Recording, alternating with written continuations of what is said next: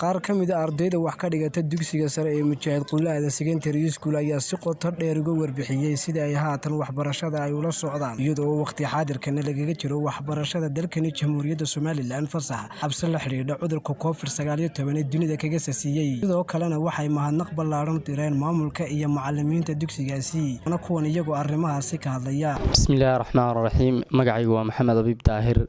kana tirsan dugsiga sare ee Qulaada Secondary School gaar ahaan ardayda dugsiga ka tirsan guddiga iskuulka ka tirsan gudoomiyaha iskuulkana ah waxaan halkan uga mahad celinayaa TV-ga VOS noo fudeydiyay sidaan uga daawan lahayn ama ula socon lahayn casharada macallimiintu ku soo gudbinayaan maqal iyo muuqaalka maamulahayagana waxaan leenahay waad maasantay maamule wax wanaagsan baad ka qabatay iskuulka hawl wanaagsanna waad gashay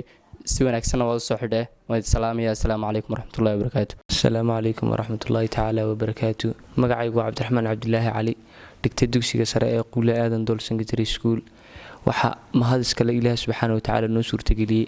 anagoo iskaga jirna xaafadahaygii oo gurigayga iska joogna inaan xiisadaha si online ku barano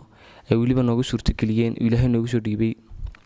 TV-ga VOS. TV-gaas aad iyo aad buu noola shaqeeyaa dugsiga waxyaabo badan buu qabtay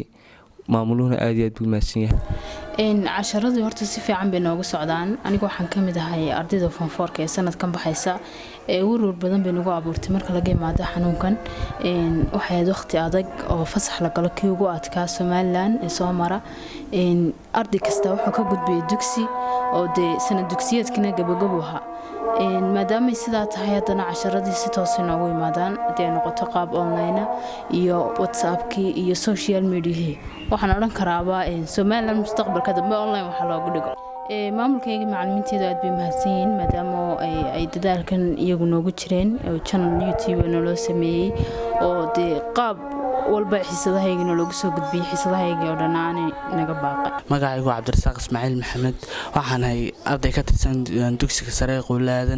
waxaan nahay ardayda la fasaxay iyadoo cabsi laga qabo cudurka COVID-19